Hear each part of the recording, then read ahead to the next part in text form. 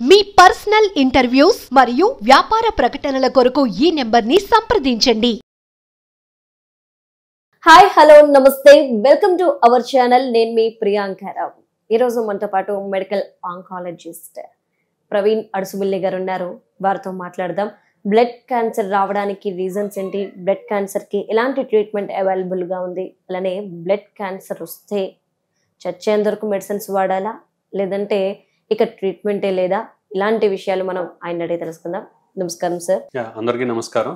Doctor గారు, blood cancer అంటే ఏంటి, అందులో ఎన్ని రకాలు ఉన్నాయి? నా పేరు doctor Praveen Adusumilli, consultant medical and hemato oncologist, Medicover cancer institute, Hyderabad. Blood క్యాన్సర్ల గురించి తెలుసుకునే ముందు మనం ముఖ్యంగా మన సర్క్యులేటరీ సిస్టమ్ అంటే బ్లడ్ అండ్ వాస్కులర్ సిస్టమ్ గురించి ఒక 2 మాటలు చెప్పుకుందాము. మన రక్తంలో ముఖ్యంగా 3 రకాల కణాలు అనేవి ఉంటాయండి. మొదటిది ఎర్ర రక్త కణాలు అంటే రెడ్ బ్లడ్ సెల్స్. ఇవి ఏంటంటే మనకి రక్తంలో సర్క్యులేట్ అవుతా వీటి లోపల ఉన్న హీమోగ్లోబిన్ ద్వారా కానీ మనకి శక్తిని ఇస్తాయి ముఖ్యంగా. దాని తర్వాత వైట్ బ్లడ్ సెల్స్ అంటే తెల్ల రక్త కణాలు. తెల్ల రక్త కణాలు ఏంటంటే మనకి రోగ నిరోధక శక్తిని ఇచ్చి మన శరీరం కానీ ఏ రకమైన ఇన్ఫెక్షన్ బారిన పడకుండా మనని కాపాడుతూ ఉంటాయి. మూడో ముఖ్యమైన కణాలు ఏంటంటే కనుక ప్లేట్లెట్లు అనమాట, చిన్న రక్త కణాలు. వీటి గురించి మనం వింటానే ఉండుంటాం. డెంగ్యూ బారిన పడ్డారు, ప్లేట్లెట్స్ పడిపోయినాయి, వైరల్ ఇన్ఫెక్షన్ వచ్చినాయి, ప్లేట్లెట్స్ పడిపోయినాయి. కాబట్టి ఏంటంటే ప్లేట్లెట్స్ పడిపోతే ఏంటంటే రక్తస్రావం అయ్యే అవకాశం ఎక్కువ ఉంటుంది. చిగుళ్ళమ్మట రక్తస్రావం అవ్వడం కానీ, ఆడవాళ్ళు అయితే నెలసర్లు ఆగకుండా ఎక్కువగా వచ్చేయటం కానీ, లేదంటే కంట్లో ఏమైనా చిన్న చిన్న చుక్కలు అవడం కానీ, చర్మం మీద చిన్న చిన్న ఎర్రపు చుక్కలు రావటం కానీ, ఇలా రక్తస్రావం అయ్యే అవకాశం ఎక్కువ ఉంటుంది. ఇలాగా మన రక్తంలో 3 రక్త కణాలు, ఎర్ర రక్త కణాలు, తెల్ల రక్త కణాలు, ప్లేట్లెట్లు, మూడిట్లో కూడా మనకి కొన్ని రకాల మార్పులు అనేవి మన క్యాన్సర్లో మనం చూడవచ్చు. ఇంతేకాకుండా కొన్ని మిగతా కణాలు కూడా ఉంటాయండి. ప్లాస్మా సెల్స్ అని ఉంటాయి, మిగతా సెల్స్ కూడా ఉంటాయి అన్నమాట.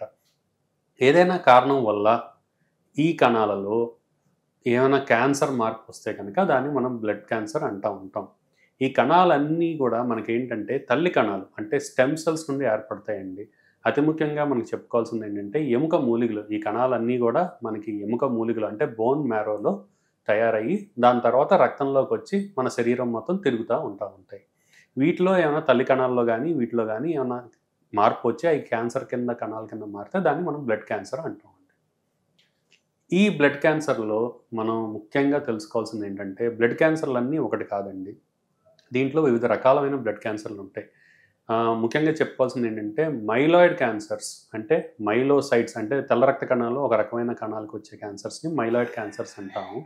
ఇంకోటి ఏంటంటే కనుక లింఫాయిడ్ క్యాన్సర్స్ అంటే తెల్ల రక్త కణాల్లోనే అది ఇంకొక రకమైన కణాలు అనమాట. దాంట్లో వచ్చే క్యాన్సర్స్ని మనం లింఫాయిడ్ క్యాన్సర్స్ అంటాం. బ్లడ్ క్యాన్సర్స్ని మనం విభజించుకుంటే అతి ముఖ్యంగా మనం మైలాయిడ్ క్యాన్సర్స్, లింఫాయిడ్ క్యాన్సర్స్ కింద విభజించుకోవచ్చు. వీటితో పాటు తీవ్రతను బట్టి కొన్ని రకమైన బ్లడ్ క్యాన్సర్లు ఏంటంటే కనుక మనకి తీవ్రంగా ఉంటాయి, ప్రాణానికి కూడా ప్రమాదకరంగా ఉంటాయి. అవి ఏంటంటే మనకి ఎక్కువ అవకాశం ఇవ్వవు. కేవలం కొన్ని వారాలు, నెలలు లేదంటే కొన్ని రోజుల్లో మటుకే త్వరగా పెరిగి ప్రాణానికి కూడా ప్రమాదం కింద మారే అవకాశం ఉంది. వాటిని ఏంటంటే ఎక్యూట్ క్యాన్సర్స్ అంటాం. Acute myeloid leukaemia or acute lymphoid leukaemia కింద మనం విభజించుకోవచ్చు.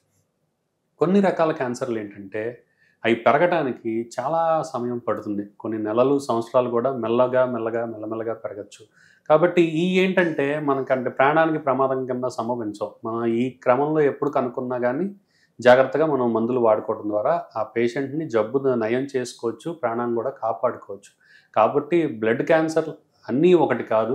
ఈ ముఖ్యమైన విషయం మనం తెలుసుకోవాలి. బ్లడ్ క్యాన్సర్లు అన్నీ ప్రాణాంతకం కాదు, కొన్ని ప్రాణాంతకమైనవి ఉన్నాయి. అది కూడా సరైన సమయంలో మనం వైద్య చికిత్స అందించుకుంటే ఆ రోగిని కూడా మనం కాపాడుకోవచ్చు. కొన్ని రకాల బ్లడ్ క్యాన్సర్లు అయితే అసలు పడవసరం లేదు. జాగ్రత్తగా వైద్యం చేసుకుంటూ కొన్ని సంవత్సరాల పాటు కూడా మనం పేషెంట్ జీవించి ఉండగలిగే అవకాశం ఉంటుంది. సో బ్లడ్ క్యాన్సర్ రావడానికి మెయిన్ రీజన్స్ ఏంటి? బ్లడ్ క్యాన్సర్ యొక్క ముఖ్య లక్షణాలు ఏంటంటే కనుక ఏ రకమైన కణాలు మనకి మార్పు వచ్చినాయో దాని రకమైన లక్షణాలని మనం చూస్తూ ఉంటాం. ఒకవేళ ఎర్ర రక్త కణాలు తగ్గిపోయినాయి అనుకోండి, రోగికి ఏంటంటే ఊరికినే నీరసం రావటం కానీ, ఆయాసం రావటం కానీ, ఇదివరకు చేసే పని కూడా చేయలేకపోవటం కానీ ఇవన్నీ మనం చూస్తూ ఉంటాం. దాంతోపాటు రక్తం బాగా తగ్గిపోతే కనుక ఎర్ర రక్త కణాలు కాళ్ళ వాపులు రావటం కానీ ఇవన్నీ కూడా మనం చూస్తూ ఉంటాం. అదే తెల్ల రక్త కణాలు ఏంటంటే మనకి ఆ సంఖ్య తగ్గచ్చు లేదంటే పెరగచ్చు. ఈ బ్లడ్ క్యాన్సర్లో ఏ రకంగా తగ్గినా పెరిగినా కానీ అవి ఏంటంటే మామూలుగా పనిచేసే తెల్ల రక్త కణాలు ఆ శరీరంలో ఉండవు కాబట్టి ఏంటంటే వాళ్ళు రోగనిరోధక శక్తి తగ్గిపోయి వివిధ రకాల ఇన్ఫెక్షన్ల బారిన పడే అవకాశం ఉంటుంది. జ్వరం రావటం కానీ, ఊరుకూరికనే కానీ ఊపిరితిత్తుల ఇన్ఫెక్షన్ రావటం కానీ, దగ్గు రావటం కానీ ఇవన్నీ కూడా మనం చూస్తూ ఉంటాం. అదే ఒకవేళ ప్లేట్లెట్లు తగ్గిపోతే కనుక ఇందాక మనం చెప్పుకున్నట్టు రక్తస్రావం అయ్యే అవకాశం ఉంటుంది. పంటెమట బ్లీడింగ్ అవటం కానీ, లేదంటే విరోచనంలో బ్లీడింగ్ కానీ, దగ్గెమట బ్లీడింగ్ అవటం కానీ, రక్తస్రావం అవటం కానీ ఇవన్నీ చూస్తూ ఉంటాం.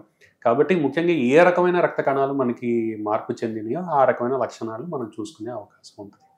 వీటితో పాటు మనం ఇందాక అనుకున్నట్టు ఏంటంటే బ్లడ్ క్యాన్సర్లోనే మనకి లింఫోమాస్ అని ఉంటాయండి. ఈ లింఫ్ గ్రంథులు కూడా మనకి ఈ రెటిక్యులో ఎండోథీలియల్ సిస్టమ్, వాస్కులర్ సిస్టంలో భాగమే. కాబట్టి ఈ మామూలుగా మనందరిలో ఆరోగ్యంగా ఉన్న వాళ్ళు కూడా లింఫ్ గ్రంథులు అని ఉంటాయి. ఏంటంటే మన రక్త కణాలని సర్క్యులేట్ కూడా చేస్తూ ఉంటాయి. ఈ బ్లడ్ క్యాన్సర్లో కొన్ని రకమైన బ్లడ్ క్యాన్సర్లో మటుకు ఈ లింఫ్ గ్రంథులు మనకి పెరగటం అనేది చూస్తూ ఉంటాం. లింఫ్ గ్రంథులు పెరగటం అనేది మనం చాలా రకాల ఆరోగ్య ఇబ్బందులు, జబ్బుల్లో మనం చూస్తూ ఉంటాం. కానీ పెరిగిన ప్రతి లింఫ్ గ్రంథి క్యాన్సర్ కాదు. కాకపోతే కొన్ని రకమైన బ్లడ్ క్యాన్సర్లో మనకి లింఫ్ గ్రంథులు కూడా పెరగటం అనేది చూస్తాం.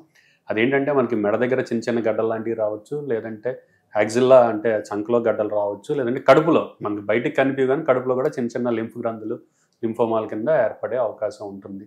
అంతేకాకుండా కొంతమందిలో ఏంటంటే కనుక లివర్ కానీ లేదంటే స్ప్లీన్ కానీ కొద్దిగా పెరగటం కానీ ఇది చూస్తూ ఉంటాం. కొంతమందిలో ఏంటంటే అకారణంగా జ్వరం రావటం, బరువు తగ్గిపోవటం, ఆకలి లేకపోవటం, విపరీతంగా రాత్రిపూట చెమటలు వచ్చేసి డ్రెంచింగ్ నైట్ స్వెట్స్ అంటాం. ఇలాగా వివిధ రకాల లక్షణాలు కూడా మనం చూసే అవకాశం ఉంటుంది. అంటే మెడికల్ పరంగా అంటే ఎవ్రీ ఇయర్ ఆర్ 6 monthsకి ఒకసారి మనం బ్లడ్ టెస్ట్ లాంటివి చేయించుకుంటుంటాం కదా. సో బ్లడ్ క్యాన్సర్ ఉందా లేదా తెలుసుకోవడానికి ఈ నార్మల్ బ్లడ్ టెస్ట్లు సరిపోతాయి అంటారా, లేదంటే ఎక్స్ట్రాగా మనం ఏమైనా చేయించాలా? అవునండి. అంటే మనం అనుకున్నట్టు ఏంటంటే ఎప్పుడైనా పేషెంట్కి ఇలాంటి లక్షణాలు ఉన్నాయో తప్పనిసరిగా మనం చేయాల్సిన మొట్టమొదటి పరీక్ష కంప్లీట్ హీమోగ్రామ్. ఈ కంప్లీట్ హీమోగ్రామ్ అనేది మామూలుగా దాదాపు ప్రతి ల్యాబ్లో ఉండే అందుబాటులో ఉండే చిన్నపాటి పరీక్ష. ఒక చిన్న రక్త పరీక్ష ద్వారా మనిషి యొక్క రక్తంలో కణాలు ఎలా ఉన్నాయని మనకు తెలిసిపోతాయి.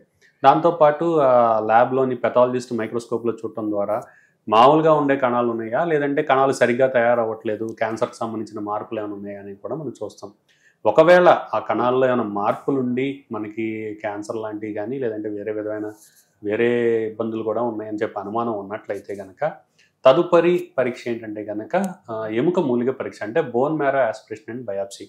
ఎందుకంటే ఈ కణాలన్నీ మనకి ఎముక మూలికలోనే తయారవుతాయి.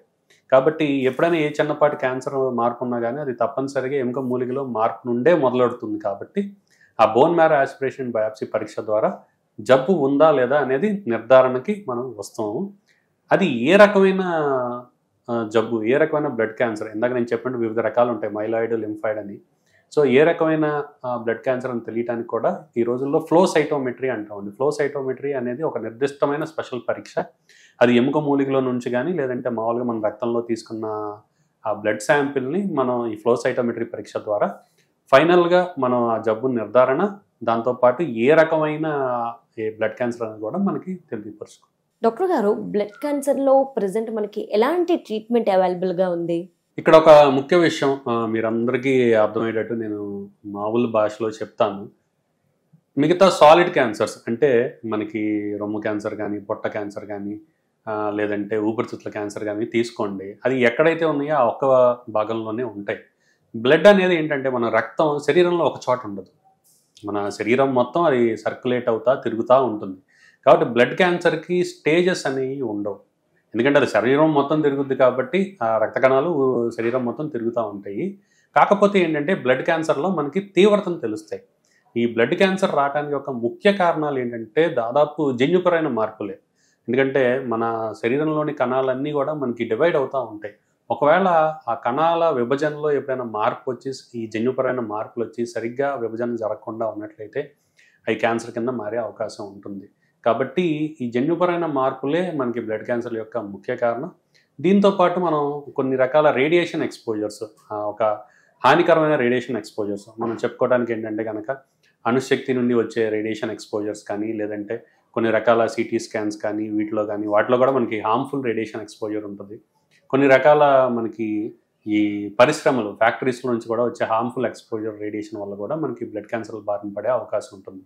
కాబట్టి ఈ ముఖ్య కారణాలు కాబట్టి మనకేంటంటే జన్యుపరమైన కారణాలే ముఖ్యం కారణం మనకి బ్లడ్ క్యాన్సర్కి. కాబట్టి మనం ఆ రక్త పరీక్షలు చేసినట్లయితే కనుక ఆ బ్లడ్ క్యాన్సర్ ఏ రకమైన ప్రమాదం ఉంది, కొన్ని ఏంటంటే లో రిస్క్ అంటాం మనం, ఎందుకంటే వాడికి ట్రీట్మెంట్ రెస్పాన్స్ బాగా వచ్చి తొందరగా నయం అయిపోతే. కొన్ని ఏంటంటే హై రిస్క్ సైటోజెనెటిక్స్ అంటాం, అవి ఏంటంటే జన్యుపరమైన మార్పుల్లో కూడా కొద్దిగా తీవ్రత ఎక్కువగా ఉండి మనం తగ్గడానికి కూడా సమయం పట్టచ్చు, తగ్గినా కానీ తిరిగి వచ్చే అవకాశం తొందరగా ఉండొచ్చు. కాబట్టి ఈ జన్యుపరమైన మార్పులు కూడా మనం తెలుసుకోవడానికి ఈ రోజుల్లో చాలా అత్యాధునిక పరీక్షలు అనేవి వచ్చినాయి. ఇవన్నీ కూడా ఎక్కువ మనకి ఖరీదని కూడా కాదండి, మామూలుగా మన అందరికీ అందుబాటులోనే ఉంటాయి ఈ పరీక్షలు కూడా. దాదాపు ప్రముఖమైన అన్ని హాస్పిటల్లోనూ అందుబాటులో కూడా ఉంది. ఒక్కసారి బ్లడ్ క్యాన్సర్ వచ్చి తగ్గిపోయిన తర్వాత మళ్ళీ ఇది వచ్చే ఛాన్సెస్ ఉన్నాయి అంటారా? జనరల్గానే ఏ జబ్బుకున్నట్టయినా కానీ బ్లడ్ క్యాన్సర్లకు కూడా తిరిగి వచ్చే అవకాశం అనేది ఉంటుందండి. కాకపోతే ఏంటంటే ఇక్కడ మనం గుర్తుంచుకోవాల్సింది ఏంటంటే కొన్ని రకమైన బ్లడ్ క్యాన్సర్లు, మీకు ఉదాహరణకి చెప్పాలంటే కనుక ఇందాక చెప్పాను క్రానిక్ లుకీమియాస్ ఆర్ లింఫోమాస్ అని. క్రానిక్ మైలాయిడ్ లుకీమియా అనేది ఒక రకమైన బ్లడ్ క్యాన్సర్ అనమాట. 1998, 2000 ముందు వరకు ఈ జబ్బు వస్తే దాదాపు ప్రాణాంతకం, కీమోథెరపీలు తీసుకోవాల్సిన అవసరం వచ్చేది, లేదంటే కనుక మళ్ళీ తిరిగి వస్తే ట్రాన్స్ప్లాంట్కి వెళ్ళాల్సి వచ్చేది, చాలా తీవ్రంగా ఉండేదన్నమాట. కాకపోతే 1998, 2000 సంవత్సరంలో ఏంటంటే దాదాపు వైద్య శాస్త్రంలో అతి ముఖ్యంగా క్యాన్సర్ వైద్య శాస్త్రంలో ఒక మైలురాయి కింద చెప్పుకోవచ్చు. కేవలం ఒక ట్యాబ్లెట్తో, అంటే ఇమాటినిబ్ అని ఒక ట్యాబ్లెట్ని పరిశోధన వల్ల వచ్చింది, ఒక ట్యాబ్లెట్తోనే ఈ ప్రాణాంతకమైన జబ్బు కూడా పేషెంట్లు అనేది మనం జబ్బును అదుపులో తీసుకొచ్చి కొన్ని సంవత్సరాలు, దాదాపు ఈ క్రానిక్ మైలాయిడ్ లుకీమియాతో జబ్బును బారిన పడినా కూడా దాదాపు 15 ఏళ్ళు 20 ఏళ్ళ నుండి జీవిస్తున్న వాళ్ళు చాలామంది ఉన్నారు మన చుట్టూతా. కాబట్టి కంగారు పడాల్సిన అవసరం లేదు. నేను చెప్పినట్టు క్రానిక్ లుకీమియాస్ అయితే కనుక మనం జబ్బుని మామూలు చిన్న చిన్న ట్యాబ్లెట్ల ద్వారా వాడి వైద్యంతో కూడా నయం చేసుకోవచ్చు, అదుపులో పెట్టుకోవచ్చు. అదే ఎక్యూట్ లుకీమియాస్ అనుకోండి, నేను ఇందాక చెప్పినట్టు అవి కొద్దిగా తీవ్రంగా ఉంటాయి కాబట్టి కీమోథెరపీ అన్నీ ఇచ్చుకొని మనం అదుపులో పెట్టుకోవాలి. అదే లో రిస్క్ అయితే కనుక వాళ్ళు తిరిగి వచ్చే అవకాశం చాలా తక్కువ ఉంటుంది. అదే హై రిస్క్ సైటోజెనెటిక్స్ అయితే తిరిగి వచ్చే అవకాశం ఎక్కువ ఉంటుంది. కాకపోతే తిరిగి వచ్చినా కానీ మనకి ఈ రోజుల్లో చాలా అత్యాధునిక మనకి శస్త్రచికిత్సలు కానీ వైద్యం సదుపాయాలు కానీ ఉన్నాయి. ఎందుకంటే తిరిగి వచ్చినా కానీ మనం ఈ రోజుల్లో మూలకణ మార్పిడి అంటే స్టెమ్ సెల్ ట్రాన్స్ప్లాంట్ పద్ధతి ద్వారా మనం తిరిగి వచ్చిన ప్రమాదకరమైన బ్లడ్ క్యాన్సర్లను కూడా మనం అదుపులో పెట్టుకుని నయం చేసుకునే అవకాశం అనేది మన దగ్గర ఉంది.